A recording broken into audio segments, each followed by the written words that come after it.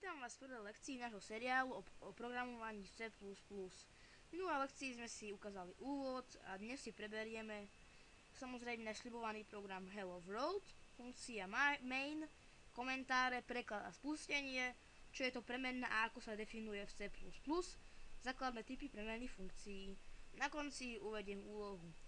Takže Hello World. Ak niektorí z vás už niekedy programovali, tak viete, že existuje programátorská tradícia, ktorá hovorí, že prvý program v jazyku, ktorý sa učíme na začiatok, by mal byť Hello World. Takže my si týmto programom pozdravíme svet. Takže zapneme si Codebox. Ja ho už mám zapnutý, ako vidíte. Dáme si file, new, ale nie empty file, ale project. Máme tu na výber veľa projektov, od DirectX projektov až po SDL projekty, až po konzolové projekty, ale my si vyberieme konzolovú aplikáciu, console application, ako ste mohli vidieť, console application. Stačíme next. V prípade, ak máte označené na C, tak dajte na C++. Pokračujeme next. Nazveme si projekt, tým pádom Hello World. Dáme si to do prečínka, kde chceme mať samotný projekt. Prečínok musí byť vyhradený len na musí byť, myslím, že prázdny a vyhradený len na Hello World alebo na iné projekty. Meno projektu toto nemusíme meniť a tak ďalej, takže ďalej next. Compiler necháme takýto, po prípade, ak máte nejaký iný zvolený, tak dáte GNU GCC compiler. Všetky nastavenia necháte tak, ako sú, a finish. Vidíte, ako na ľavom paneli sa nám nachádza projekt a teraz už je rozbalený. Rozbalíme si kódy a vidíme kód main, teda súbor zdrojový kód main cpp. Ten si spustíme a vidíme, že máme už tu priamo napísaný Hello World.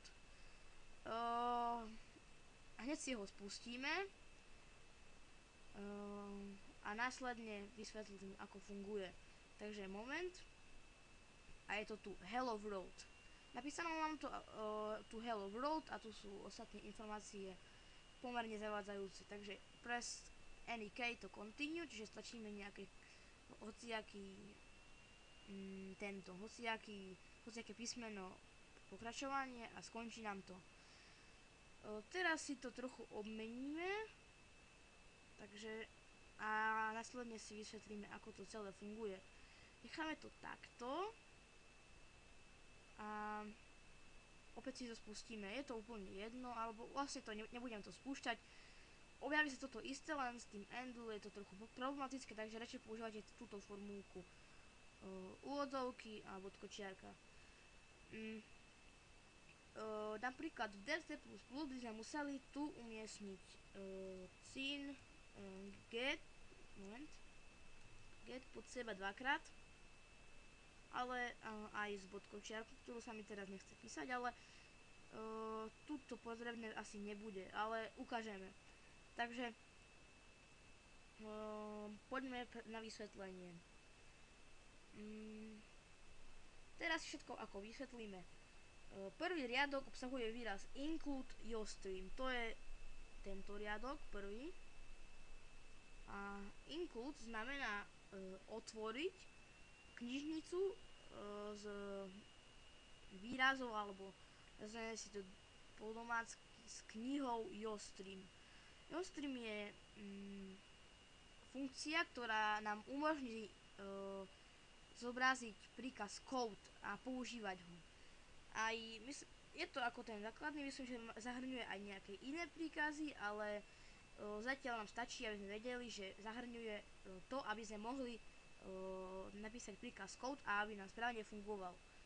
To je tento príkaz, ktorý nám vlastne píše nejaký text. Dobre. Ďalej, using namespace std.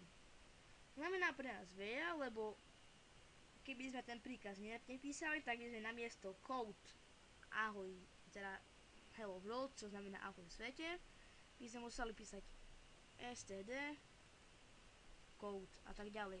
To nám však netreba, lebo my tu máme už using namespace std.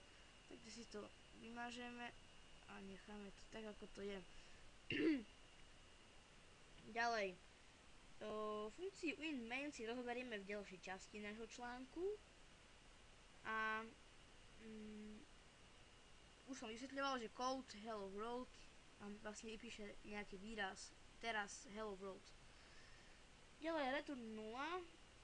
Tým vlastne programu navrácame hodnotu na 0. Bližšie v ďalších lekciách, ako samozrejme vysvetlím. No, a teraz poďme na tú slibovanú funkciu in-main. Takže je to funkcia, ktorá sa bude nachádzať v každom našom programe. Zatiaľ do nej budeme ukladať všetko postupne, avšak keď prejdeme na štruktúry, polia a funkcie a triedy, tak budeme písať väčšinou mimo. Funkciu definujeme proste jednoducho takto in main a tu píšeme kód. To však ešte nie je veľmi dôležité. Proste jednoduchá definícia in main. Určite ste si všimli, že som tu dal tieto dve lomitka a nejaký text. Je to komentár, ktorý umožňuje okomentovanie programu bez toho, aby sme museli niečo, aby sme zasahovali priamo do kódu. Čiže tento kód vlastne prekladač vôbec neráta. Dobre, komentár môže byť v tomto formáte dve lomitka, alebo viacriadkový komentár môže vyzerať takto. Moment. A tu sa zobrazí klasicky shift a lomitko a spätné lomitko sa zobrazí alt 92.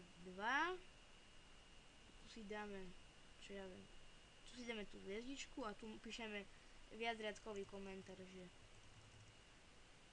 a malo by nám to fungovať, len je tu asi problém, lebo sme si tu dali asi, moment, je tu, alebo neviem, čudné, proste by sa to malo asi nachádzať nejako takto, ale neviem prečo sa to nechce ukončiť, ale to by sme mohli, to bude asi nejaká chyba. Aha, nie. Toto lomitko sa píše normálne, takto. A je to. Čiže lomitka sú obidve rovnaké, proste viacriadkový komentár, môžeme písať hocičo. Na viacej riadkov. Väčšinou sa to používa pri popise programu, kde toto vymažeme, kde vlastne na začiatok to vyriešime asi takto, že